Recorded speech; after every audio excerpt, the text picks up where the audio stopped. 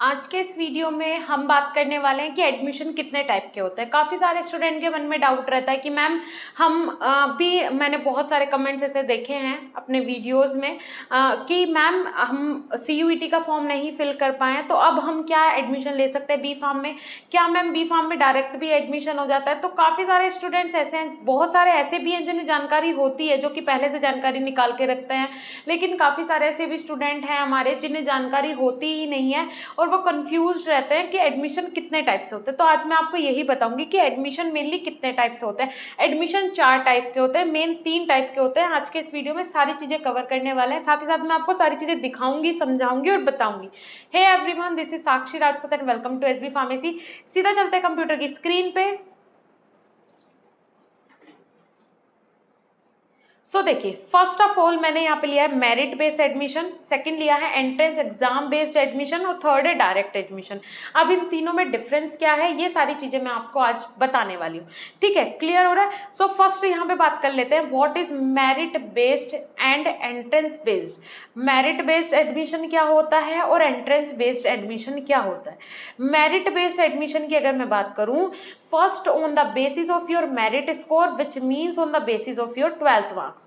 Merit based admission का मतलब ये होता है 12th करने के बाद ही आप बी फार्म में एडमिशन लेते हैं, तो 12th स्टैंडर्ड में आपके जितने मार्क्स होंगे उसके हिसाब से मेरिट लगती है और उसके हिसाब से एडमिशन होता है। अगर मैं बात करूं DU की, दिल्ली यूनिवर्सिटी की, जामिया हमदर्द की, इस टाइप की जो ये बड़ी बड़ी यूनिवर्सिटीज़ हैं, इनमें CUET एग्ज़ाम को करवाने का कारण क्या है? इनमें एडमिशन किस तरीके से होता था? मेरिट बेस्ड एडमिशन होता था। तो अभी क्या हुआ कि कुछ ऐसे स्टेट्स हैं, अगर मैं बात करूं बिहार की, बिहार ऐसा स्टेट है जहाँ पे, जिसे माना जाता है, मुझे तो नहीं पता ना मैंने देखा है, लेकिन हाँ ऐसा सुनने में आता है कि चीटिंग वगैरह करवा के वहाँ पे 12th स्टैंडर्ड जो है वो पास करवाया जाता है, बहुत चीटिंग होती है। कुछ और ऐसे राज्य हैं, कुछ ऐसे स्टेट्स हैं जहाँ पे जहाँ के स्टूडेंट्स बहुत, ऐसा बोल सकते हैं 20% कम से कम सीटें ले जाते थे मेरिट के हिसाब से।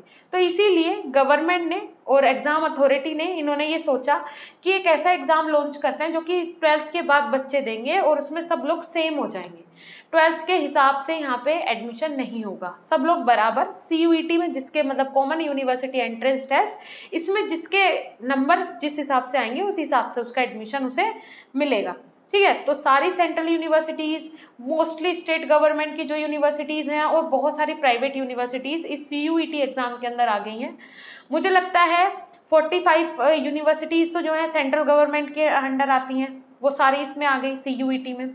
उसके बाद आपकी 60 यूनिवर्सिटीज़ आपकी प्राइवेट और स्टेट गवर्नमेंट की यूनिवर्सिटीज़ थी, जो कि इसके अंदर आ गई है। किसके अंदर? CUET के अंदर, कॉमन यूनिवर्सिटी एंट्रेंस टेस्ट के अंदर। मोस्टली यूनिवर्सिटीज़ आ गई है इसी के अंदर और वो भी चाहती हैं कि CUET के थ्रू ही एडमिशन हो उनकी यूनिवर्सिटी। क्लियर हो रहा है आपको? इसी वजह से अभी आया है क्या, आपका CUET। बात कर लेते हैं मेरिट बेस से कैसे एडमिशन होगा जब CUET आ गया। मैम बेटा, कुछ यूनिवर्सिटीज़ ऐसी हैं जो कि प्राइवेट यूनिवर्सिटी हैं, जो कि काफ़ी अच्छी हैं, NIRF ने उन्हें रैंक भी दे रखा है। तो ये इनका क्राइटेरिया अगर है कि ये मेरिट बेस से ही एडमिशन देंगी, तो ये मेरिट बेस से ही एडमिशन देंगी। जो CUET आया है, कॉमन यूनिवर्सिटी एंट्रेंस टेस्ट, वो सेंट्रल यूनिवर्सिटीज़ के लिए आया है मेनली। स्टेट गवर्नमेंट की खुद की मर्जी अगर वो आना चाहे CUET में, प्राइवेट यूनिवर्सिटीज़ की भी खुद की मर्जी अगर वो ये एग्ज़ाम के थ्रू एडमिशन लेना चाहें, CUET के स्कोर कार्ड के थ्रू लेना चाहें, किसी ने इनके ऊपर जोर दबाव नहीं किया है। तो कुछ ऐसी प्राइवेट यूनिवर्सिटीज़ हैं जो कि बेस्ट यूनिवर्सिटीज़ हैं फार्मेसी करवाने के लिए, और कुछ ऐसी स्टेट गवर्नमेंट की भी यूनिवर्सिटीज़ हैं जिसमें बच्चे एडमिशन लेने के लिए बहुत कुछ करते हैं, बहुत तरसते हैं। ऐसे भी बच्चे हैं जिनके लिए मेरिट बेस्ड एडमिशन वहाँ पे हो जाता है। वो यूनिवर्सिटीज़ अपने हिसाब से अभी भी एंट्रेंस एग्जाम अपने करवा रही है। बात कर लेते हैं नेक्स्ट आपका, which include your best of your marks which is calculated according to the requirement of the course in which you are seeking admission to. Clear हो रहा है? कहने का मतलब है यहाँ पे मेरिट लगती है। मेरिट में जैसे फर्स्ट मेरिट गई आपकी 98% पे, तो 98% वाले जितने कैंडिडेट होंगे पहले वो फुलफिल किए जाएंगे।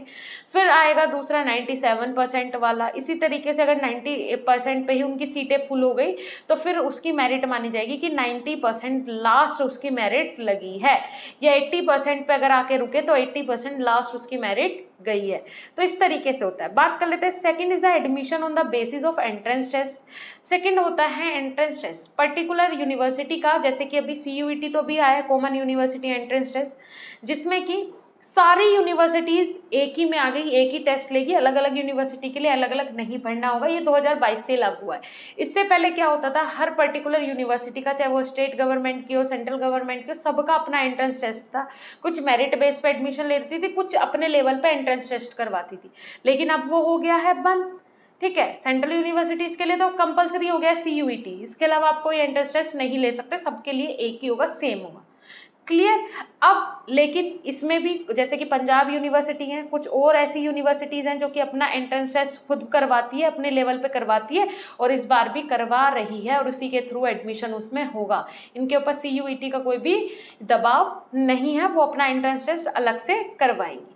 ठीक है, उसके बाद एंट्रेंस टेस्ट में तो हम CUET को मिलेंगे, CUET के थ्रू भी आपके कॉलेजेस में, सेंट्रल यूनिवर्सिटीज़ में एडमिशन होने वाला है। तो दोनों में हम, मेरे हिसाब से आपको डिफरेंस समझ में आ गया होगा। बात कर लेते हैं डायरेक्ट एडमिशन। अब डायरेक्ट एडमिशन क्या होता है, जैसे ना तो आपने कोई एंट्रेंस टेस्ट दिया, ना आपकी एडमिशन जो है वो मेरिट बेस पे हुआ। बहुत सारे प्राइवेट कॉलेजेस ऐसे होते हैं, बहुत सारे क्या 99%, 99.9% ऐसे होते हैं प्राइवेट कॉलेजेस जिसमें डायरेक्ट एडमिशन की सुविधा होती है।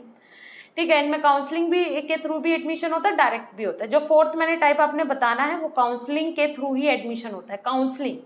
ठीक है, तो ये ज़्यादा मेन नहीं, एंट्रेंस एग्जाम के बाद ही काउंसलिंग होती है बच्चे की। वो यूनिवर्सिटी में अगर हो तो वो एंट्रेंस, डायरेक्ट एंट्रेंस के थ्रू एडमिशन हो गया। अगर पर्टिकुलर किसी यूनिवर्सिटी के लिए हो रहा है, उससे एफिलेटेड कॉलेजेस के लिए नहीं हो रहा है, और अगर एफिलेटेड कॉलेजेस के लिए भी हो रहा है तो वो हो गया काउंसलिंग के थ्रू एडमिशन होना। क्लियर हो रहा है। अब आ जाते हैं डायरेक्ट एडमिशन। डायरेक्ट एडमिशन क्या होता है, आप डायरेक्टली कॉलेज में गए, अपने डॉक्यूमेंट्स दिए, पैसा दिया और आपका एडमिशन हो गया। बस आपके मार्क्स कितने होने चाहिए 12th में, 55% होने चाहिए फिजिक्स केमिस्ट्री बायोलॉजी में, या फिर फिजिक्स केमिस्ट्री मैथमेटिक्स में। क्लियर हो रहा है। इनमें आपके मार्क्स होने चाहिए 55%, अदरवाइज आपका एडमिशन हो जाएगा, कोई इशू नहीं है। ठीक है, उसके बाद यहाँ पे अगर मैं बात करूँ, हाँ, जैसे स्कॉलरशिप वगैरह होती है तो डायरेक्ट एडमिशन वालों को थोड़ी कम स्कॉलरशिप मिलती है, वहीं पे जो काउंसलिंग के थ्रू आते हैं, जो एंट्रेंस एग्जाम क्लियर करके आते हैं, उन्हें स्कॉलरशिप ज़्यादा मिलती है, उन्हें चांसेस ज़्यादा होते हैं स्कॉलरशिप मिलने के। तो ये सारे क्राइटेरिया हैं। मेरे हिसाब से आपको समझ में आ गया होगा सारी चीज़ें कि कैसे आप लोग को क्या करना है, कैसे आपको एडमिशन लेना है, कितने टाइप के एडमिशन होते हैं। 4 टाइप के मेनली होते हैं, मैंने 3 टाइप यहाँ पे कवर किया क्योंकि मेन वही है। ओके, सो एडमिशन के टाइप आपने समझ में आ गए होंगे। अगर आप बी फार्मेसी में, फार्मा फील्ड में इंटरेस्ट रखते हो तो आपका बहुत ज़रूरी है, एडमिशन मायने नहीं रखता है, क्लासेस, कॉलेज की क्लासेस मायने नहीं रखती हैं, क्योंकि वहाँ पे आपको कुछ ज़्यादा पढ़ाया नहीं जाएगा कॉलेज में। मोस्टली 95% कॉलेजेस, प्राइवेट कॉलेजेस ऐसे हैं जहाँ पे क्लासेस सिर्फ फॉर्मेलिटी के लिए होगी। 5% ऐसे भी कॉलेजेस हैं प्राइवेट भी, जो मैंने सर्वे किया, कि जिसमें काफ़ी अच्छे से आपको शेड्यूल करके पढ़ाया जाता है, सिलेबस भी कंप्लीट करवाया जाता है, प्रैक्टिकल भी अच्छे से करवाए जाते हैं, लेकिन वो मात्र 5% है। 95% कॉलेजेस ऐसे हैं जो कि ये भी बोलते हैं, कुछ कॉलेजेस तो का कहना ये है मात्र 120 दिन ही क्लास लगती है भाई, बी फार्मी की बस 120 दिन क्लास होती है, इसके अलावा क्लास ही नहीं होती। अक्टूबर में क्लास स्टार्ट, उसके बाद आपका आ जाएगा दिसंबर में आपके पेपर होना है। 120 दिन भी कहाँ, 100 दिन भी उन्हें कंप्लीट नहीं करवानी है क्लासें आपकी। 100 दिन भी मुश्किल है कि वो 100 दिन भी आपकी क्लास कंप्लीट करवा दें।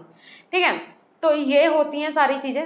चलिए ठीक है, आप अगर बी फार्म का कोर्स कर रहे हो, बी फार्म में इंटरेस्ट रखते हो, तो हमारी एप्लीकेशन पे लाइव क्लासेस आपके लिए स्टार्ट हो गई हैं, लाइव क्लास स्टार्ट हो गई हैं। साथ ही साथ आपको वीकली टेस्ट कराए जा रहे हैं, मंथली टेस्ट आपके लिए जा रहे हैं, उसके बाद आपके घर पे नोट्स डिलीवर किए जा रहे हैं। तो मतलब बी फार्म मतलब BSc फार्मेसी, आपको ये चीज़ याद रख लेनी है, आपके अच्छे मार्क्स की गारंटी मेरी है।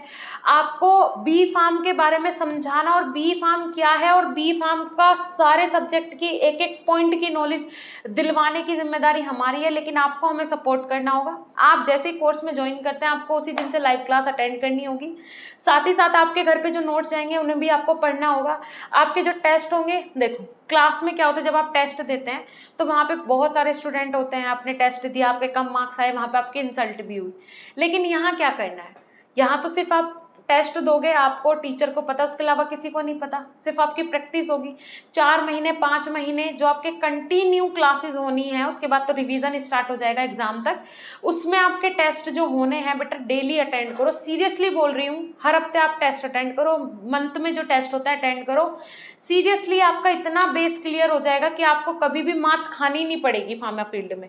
हर सेमेस्टर की हम ऐसी तैयारी करवा देंगे आपकी कि फार्मेसी के बाद आप अगर गवर्नमेंट फार्मासिस्ट की जॉब निकलती है ना, सच में फार्मेसी का पोर्शन आप चुटकियों में सॉल्व कर दोगे। तो इसके लिए पर ज़रूरी है कि आपको अवेयर होना, चीज़ों को समझना। ऐप का लिंक नीचे डिस्क्रिप्शन बॉक्स में जाओ, फर्स्ट सेमेस्टर का मास्टर कोर्स या डिजिटल कोर्स दोनों विजिट करो, दोनों में डेमोज अपलोडेड है। मास्टर कोर्स मतलब घर पे आपके नोट्स जाएंगे, 2 महीने की वैलिडिटी आपको फ्री ऑफ कॉस्ट मिलेगी, और भी आप हमारे एप्लीकेशन के प्राइम स्टूडेंट में आ जाएंगे। काफ़ी सारी चीज़ें हैं, जाके एक बार विजिट करो। कोर्स का प्राइस इतना कम है, सीरियसली आप लाखों रुपए कॉलेज में भर देते हो, वो लाखों रुपए हम आपके वसूल करेंगे। मात्र आप जाके अपने आप ही कोर्स का प्राइस देख लीजिएगा, बहुत कम प्राइस है, बहुत कम, जिसमें 8 महीने हम आपको लाइव क्लास भी दे रहे हैं। एक बार जाके विजिट जरूर करो, लिंक नीचे डिस्क्रिप्शन बॉक्स में। मिलेंगे नेक्स्ट इन्फॉर्मेटिव वीडियो के साथ, तब तक के लिए धन्यवाद, नमस्कार।